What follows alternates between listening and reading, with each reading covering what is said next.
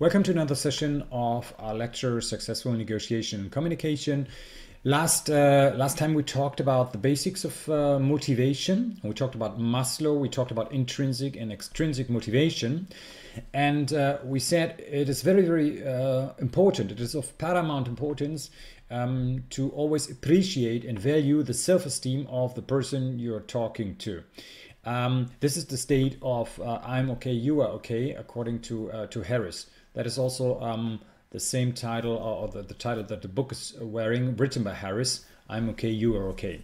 So against this background, we can motivate people by addressing one of the unmet needs and show him how he or she can achieve his goals and objectives by following my suggestions. So that is the big art. We said it's a bit like in chaos theory. If you have, or self-resemblance, we call that. If you have a cabbage and you break out a piece of a cabbage, the piece you break out looks, or it resembles the whole. This is what we call self-resemblance. What is meant by that? The other person you're talking to, you're trying to convince him or her about a product, about yourself, about a project, about a strategy, about something to think about, whatever. It doesn't make any difference. So it's always the same kind of logic. He or she has to get the feeling that he or she is part of the solution, is part of the suggestion, is part of the project, is part of the success. And there is a saying in American culture or in business meetings, let other people shine. So the other person has to get the feeling that he or she is not only appreciated, but is also part of the suggestion. And this is only possible if the other person recognizes, we call that the what is in for me factor. So what is in for him? What is in for her? So, and how far is she not only contributing to the solution, but in how far is she also benefiting from the solution?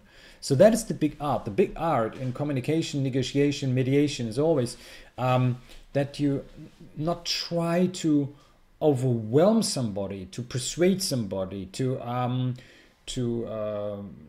oppress somebody, with your opinion, to drown somebody with your opinion, but to arrive to a joint solution, also by first recognizing what is the other person like, what are his and her motives and goals, and how your suggestion, your solution, your product, your personality can help him or her solve her problems, his problems, not your problems. Because everybody is basically, that's a bit of a sad story, but everybody is basically interested in themselves. So the process of motivation is about recognizing each other's needs. So that is very important, because you can only link and combine your suggestions with the needs and objectives of the other person if you first understand what is the agenda of the person you're talking to. Then you need to define which need satisfaction is the goal. So what is the agenda of the other person? What does he or she want to achieve and accomplish? And then suggest the behavior that best brings one to this destination, or describe or sell the target so precisely that it shows and displays the behavior that will be achieved and the outcome which will be achieved. So that is a very, very important thing to understand.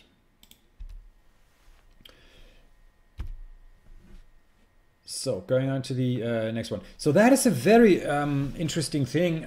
It is a tool which was invented by Myers and Briggs. It is called the Myers-Briggs Type Indicator. It's a personality test, and you can find it online. And probably some of you have heard about that before. I don't know. Can we have in the chat some feedback? Is anybody aware of the MBTI? Is anybody aware of the Myers-Briggs Type Indicator test? Have you heard about that before? It's a very common test of one's personality. There's also the disk system and the big fives, etc., etc. Have you heard about that? Can you use the chat function to comment on that? I'm not seeing anything. Okay, you have to use the chat function here. Yes. Some of you heard about that. Okay. Some of you heard about that. Okay, thank you very much. So, can you, Roshana, can you describe it a little bit? Did you do it before? No, okay. Some people have not heard about that.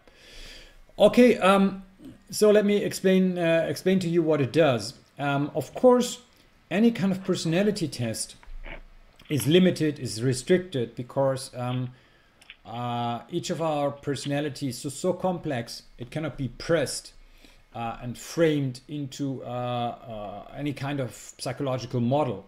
However, this is one of the most widely used tests available, and I quickly make the link towards communication and negotiation. So first of all, what the two researchers were suggesting is they were basing their test and their suggestions on psychological principles. So first of all, they are saying that they have, one moment, let me turn this away. Okay.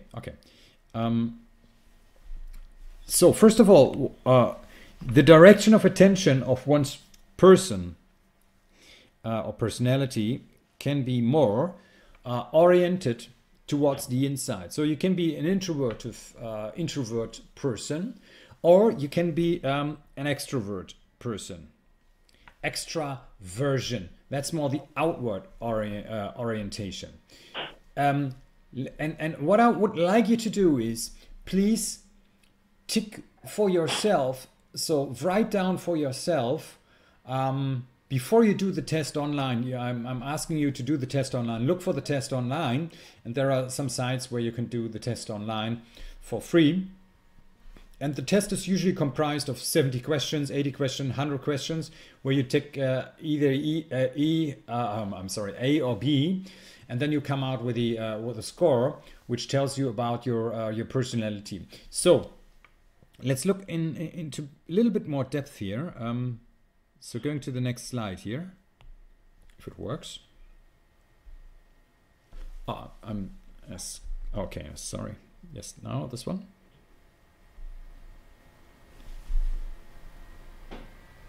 Yes, here we can see that. So please mark down an E if you more consider yourself to be an extroverted person, or an I for the introvert person. You can see that different kind of characteristics are here. The E is more of a good speaker, whereas the introvert is more reflecting the world and being at the same time a good listener.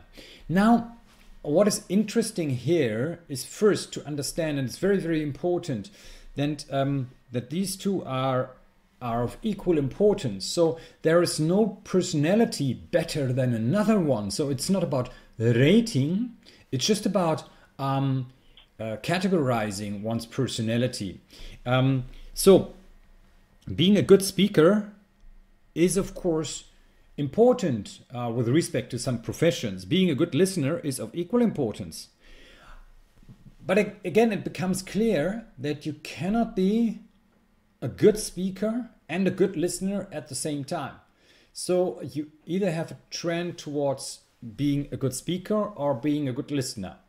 Here you can see loves socializing, reaches out to the others, will constantly change the world, has a large range of interest. But here is more, for example, has a high level of interest. So it's more about depth. Energizes through contact, is openly committed to events.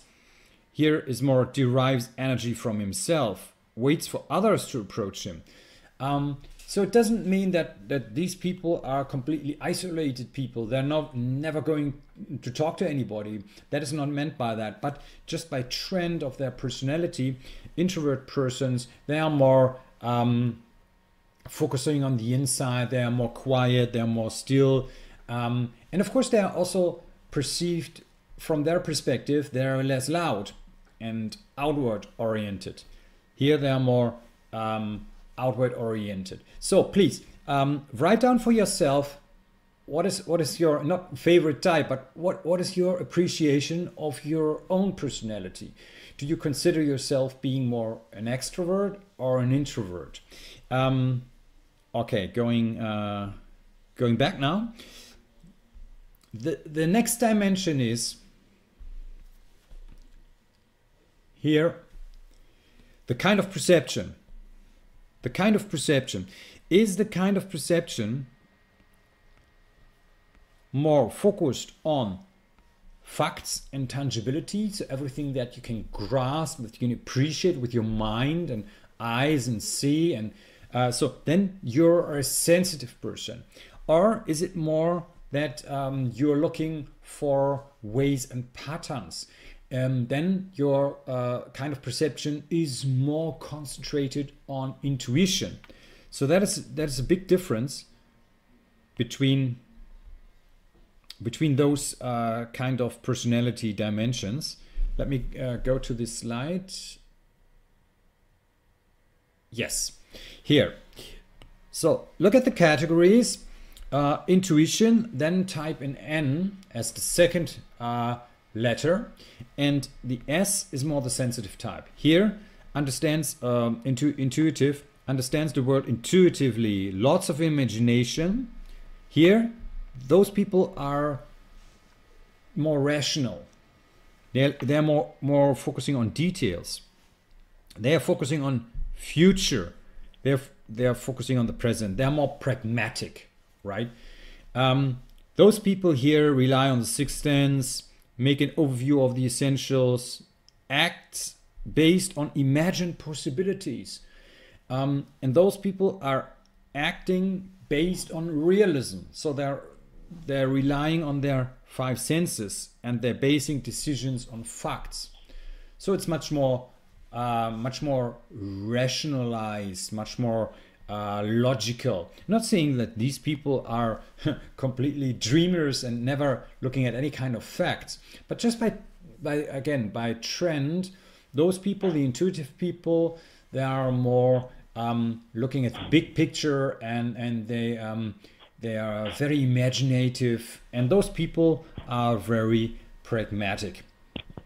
Again, you can see that both kind of dimensions here have equal opportunities, so to say. So it's not to say, again, I'm stressing this point over and over again, that one personality is superior to another one. The next one is nature of decision making. Is the nature of decision making of yourself, is it more based on objective and analytical thinking, or is it more based on feelings, so emotions and values? Again, let's look at the different kind of details here. This one. So, are you more considering yourself to be a thinker or a feeler? A T for thinking, an F for feeling. So the thinker is very objective. He loves the logic. He decides from the head, not from the heart. And those people, they show sympathy, maintain social values, they approach problems subjectively, and they respond usually very emotionally. Those people appear to be objective, but sometimes also a bit reluctant, a bit cool. Because they approach problems analytically. They appreciate the human aspect, and they have a keen understanding of fairness, and they decide from the heart and the gut feeling. And so it's a little bit corresponding to what we said before, but it must not be this way. So basically every kind of combination is possible of those dimensions here. Now the last thing is contact with the outside. Is it more judging? So it's planned, organized, structured. Or is it more perceiving, which is flexible and spontaneous? Let's look at the last dimension in more depth. Here we have it. Do you see yourself being more a judger, or a perceiver? The perceiver is more flexible, more spontaneous, but also could be a bit more chaotic at some time. Loves creative chaos. Can also be a very positive aspect here. Here, those people are long-term planners. They love order. They like everything to be regulated, to be structured. But those people can adapt very well. But they also, what they do, they postpone decisions or question them again. But here, those people make decisions very, very straightforward, gladly, and stick to them. Those people can be perceived as being a bit, I don't know, one day they saying, oh, they're going this direction, the other day they're going that direction. So here we are. Now, if you look at the, I hope you did that. If you haven't done it, please do it now, because I will ask for it. Now the question is, every kind of letter combination is possible. So you can be an I, S, T, J. You can also be I, N, F, J, or I, S, F, P. So every kind of combination here is possible. And now I wanna know how many people perceive themselves as being. Let's take at them. What is in practical business life or in communication? What is the most important group? Is this one? So those are the most important characteristic or dimensions of one's personality. So I'm only asking, so you can be ST, SF, NF, or NT. Now let's do a very short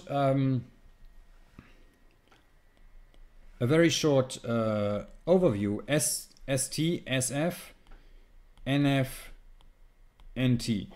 Is anybody considering themselves being ST? So have you ticked down ST for yourself? So do you think yourself to be sensitive, thinking person? Anybody there?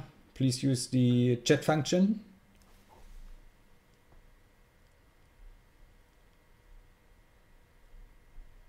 Nobody? Okay. So just type in your personality. And we make a tick here. So do you have anybody ST, SF, NF, NT? Just type in the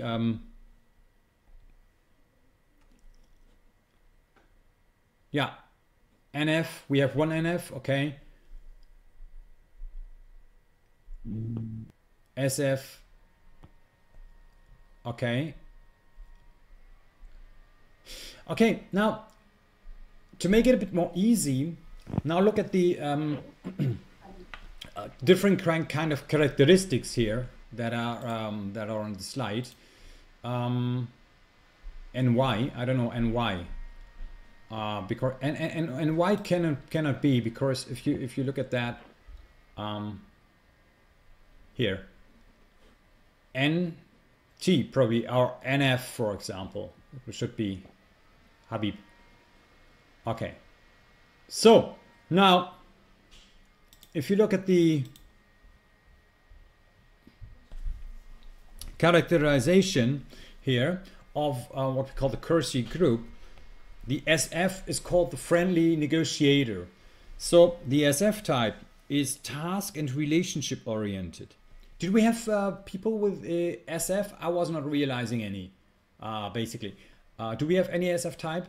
But those people are willing to negotiate. They're focusing on participatory decision-making processes. Why? Because that is in the F. That is in the feeling here, this participatory. But there are clear communicators. They're clear communicators. That is the S. They actively promote the work environment and they live factually in the present. That is also the S. They take care of the needs of employees. That is the F. So they're characterized, broadly speaking, as what we call the friendly negotiators. So that's this group. Now let's go to the next one. The ST people. I think we had some ST people here. Characteristics of the ST type. They're called the structured organizers. They are task-oriented. They're interested in facts and information. They're very dutiful, and they're doers. So they get things done. They appreciate hierarchical, structured, and they're reliable and very, very loyal. And they're also effectively delegating tasks to others. So we have some ST people. I think I was seeing that in the chat. Do you I don't know, do you recognize yourself in this very, very broad, of course, description? Do you recognize yourself? Can you recognize some traits of your personality in this kind of description here? Okay, I'm not getting any feedback right now from the chats here, but anybody? Because we had some ST people, right? We had some ST people in here.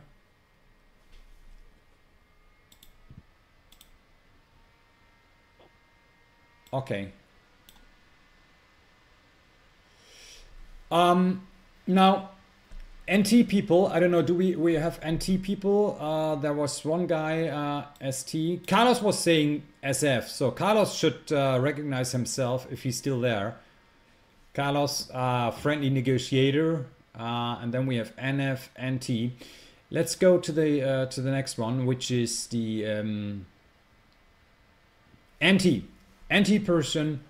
So we have some people being NT. I was seeing that here, and these are called entrepreneurial architects. Entrepreneurial architects. They are purposeful and very result-oriented. Result-oriented. That is coming from the T. This result focus. They are conceptual planners. Conceptual intelligence. That is the N here. They are interested in corporate goals and strategies. They strive towards competence and knowledge, and they reject routine. That is also the N. They define concepts, launch a lot of projects, and develop models, and they plan for change. And they're looking for new opportunities. So these are really people who are very imaginative. That is embedded in the N here. On the other hand side, they are result-oriented, which is, like said, which is the T here. So we have some NT people in the course as well, and probably some viewers as well. And then we have NF people. So I'm, for example, I'm NF. So I did the test, I don't know, dozens of times. NF, these are collegial catalyst people. They are process and relationship oriented. They care about human aspect. They are innovative leaders. They can motivate people, and they strive for authenticity. They're very empathetic and helpful. They're not better. I'm saying that again and again. They're not better than NF people. The NF people are not better than the NT. The NT are not better than the ST. But now, what are your thoughts? And how far is this helpful when it comes to communication? Why is this helpful when it comes to communication, negotiation? Why should you be aware of the personality of the person you're talking to?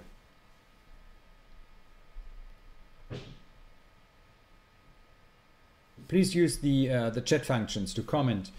Why should you care about the personality of the person you're talking to? What kind of difference does it make?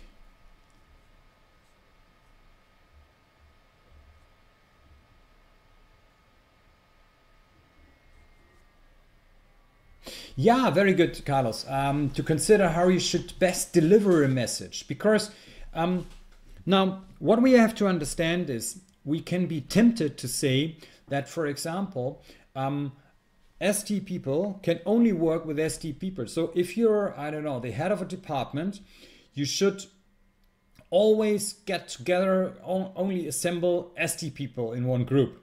But that is not correct. The contrary is true, because it is very, very possible to have ST people, NF people, ST people, NT people in one group.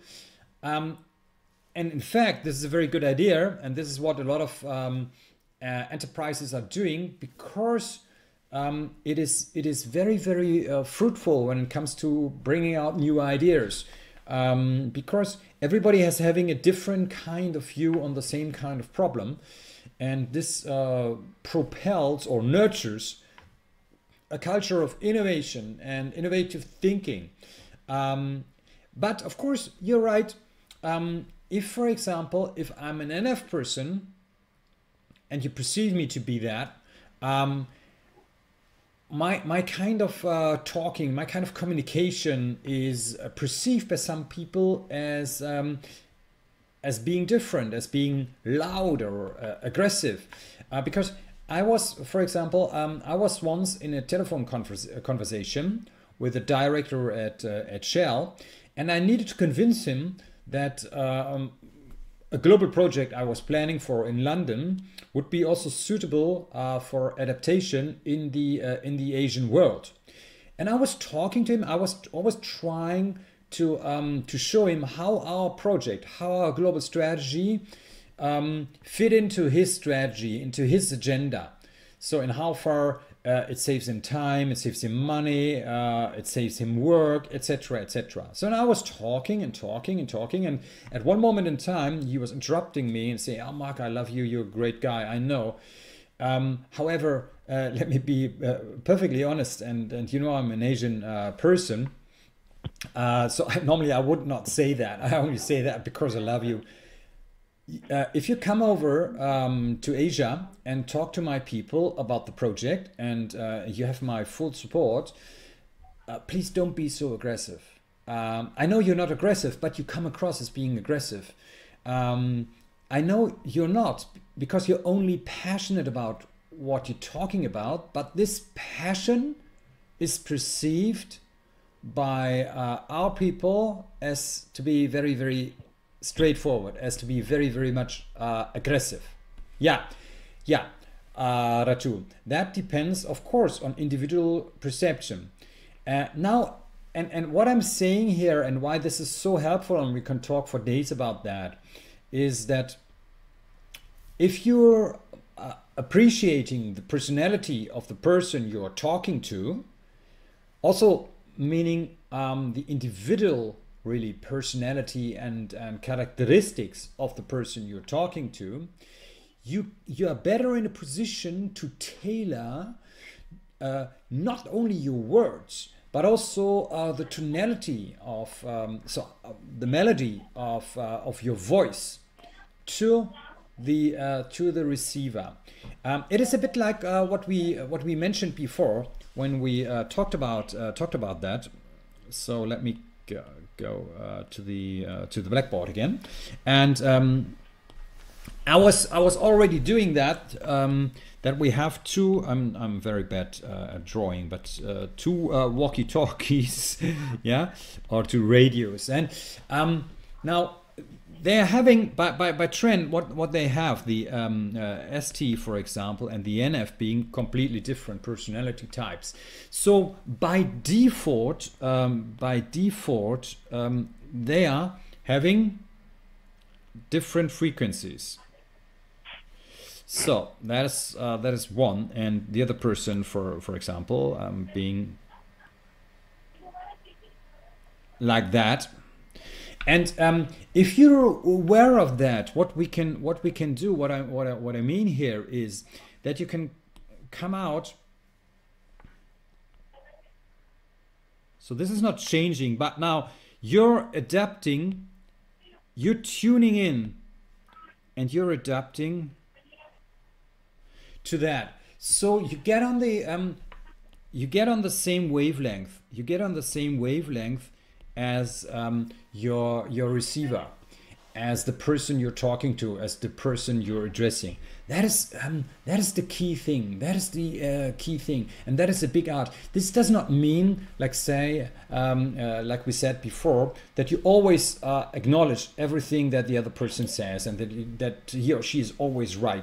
But it means that you better tune into his or her frequency, because if somebody is, let me tell you a story. It's best to tell you about a story. When I was working in London, and my boss, my line manager, she was very much an ST person, very kind person, very analytical.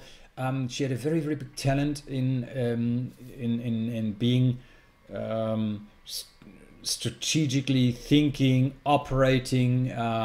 She could look at thousands of numbers, and she was always arguing, saying, oh, this doesn't add up correctly because you missed a column in the formula. And she was very talented.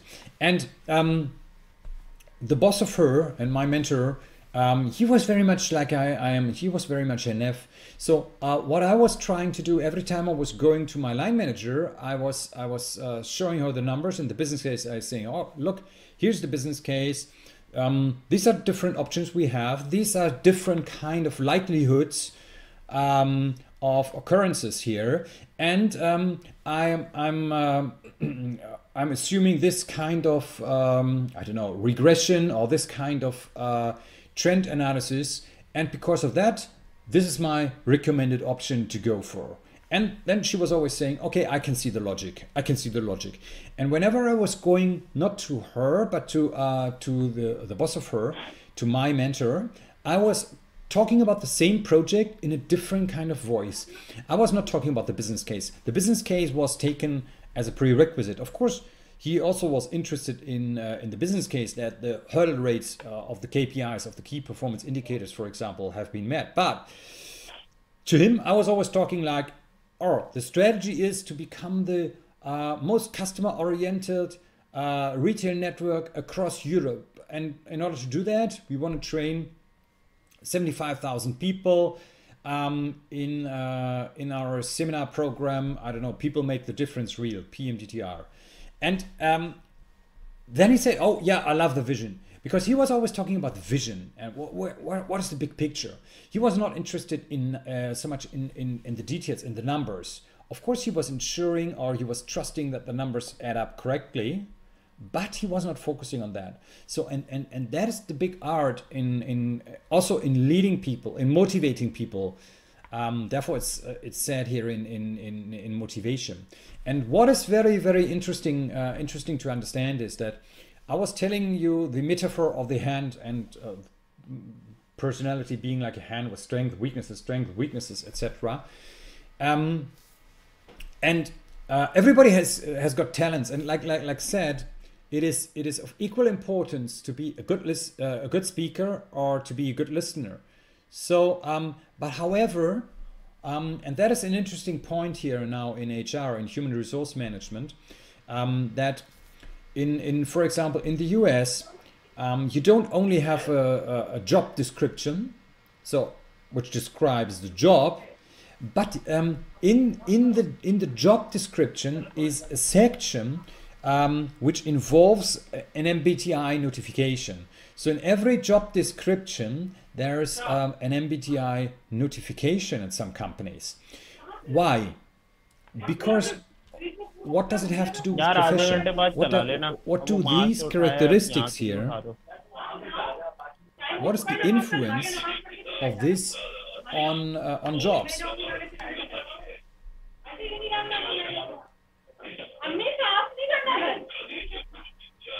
What is the influence that individual characteristics have on jobs?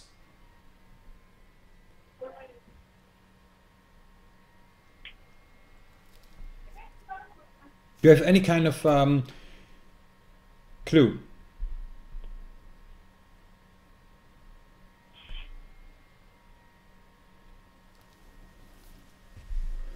What is the, oh yeah, I can try to mute the microphone. I don't know if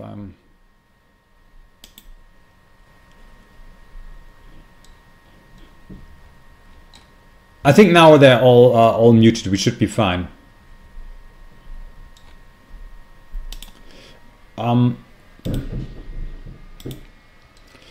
Now, okay. The point is here. What does it have to do with the profession? It makes clear that, yeah, what does the Myers-Briggs type indicator, the MBTI, has to do with the professions, with jobs? And it's pretty clear that, for example, if you're an NF person like I am, I can work with Excel, for example. I can also do pivot charts and tables, and but I don't like it. I'm not in love with it. But there are people, SF people, who love that. They love that. They're very much fond of that. So those people here, the ST people, for example, broadly speaking, they are more talented in looking at numbers. They are more talented at analyzing structures.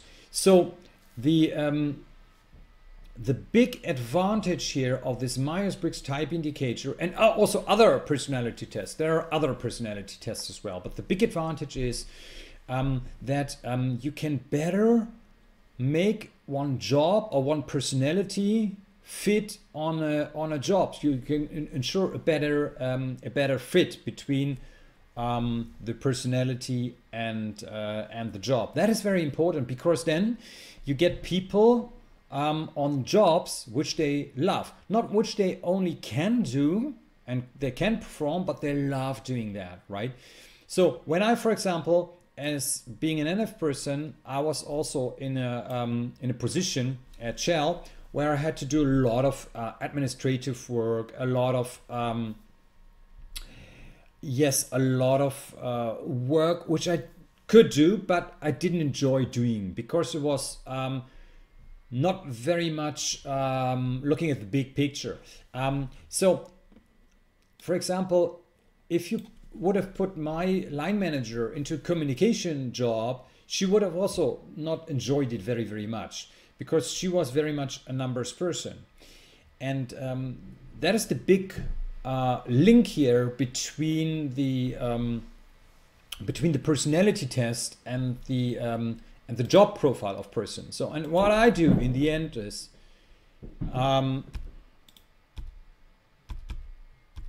I make a radar. You can see here. Oh, where is it? Oh, it's took it. Here it is. What I do, you can read it in my book here. Convince, Communicate, Present, and Negotiate Successfully. It's a global bestseller. It's been available globally for a couple of times already, and now it's in the 3rd edition, I think. So, and what I do, I do a style compass. So every time I enter a complicated discussion with a senior person, and it's about a contract, it's about a cooperation. So it's not about buying an ice cream, but I do a style compass. So I have my kind of position here in the spider web. So sensual, introvert, sensitive, perceiving, and I also try to understand what the other person is like. What is the personality of the other person? And if I'm more aware of that, and you can sense that in the very first seconds or minutes, you can sense that. You can also use social media to analyze that. So what is he or she like? What is his career path? What kind of publications did he do? What kind of posts does he or she share on Facebook or LinkedIn? And the better you understand that, the more successful you are in communication. And there is a very useful tool which has been invented by 𝗑𝗫, the Temperament Sorter. And you can see here, looking at the slide, you can see that there are different kind of temperaments. That is here this inner ring. You can be artisan. You can see there. That is a summary for people being here SF, ST, ST. So that these are artisan people, but they're different by some letters here. these people are called idealists. Then there are people rationalists, and there are guardians. And then you have different kind of roles that they were assigned to. So one is entertainer, operator. You can see that mentor, advocate, coordinator, engineer, conservator, and administrator. Yeah, so this is, like I said, what I was saying right now, a couple of minutes ago. So I was in a job at one time in Shell where I had to do a lot of administration. But you see that these are basically the ST people, right? These are the ST people. So I'm and I'm NF. So I didn't love what I was doing. So the intrinsic motivation as to my tasks was not so great. So, and this is the role variant. So you can see the direct notification here, ESTJ, for example. Okay, and here are the different I, E, T, F, what we said, N, S, and PJ. Okay, so that was it, because the next thing is about, yes, that's a different topic. Now, the Myers-Briggs type indicator is available online for free, so you can do that, and you can also check whether your evaluation of yourself, whether your self-perception is also is correct, was really working out true. What we can move one thing further. So no, it's fine. The Myers-Briggs. We end it here. We end our session here. I stay in the line for your questions, but this makes sense to finish with the Myers-Briggs type indicator here.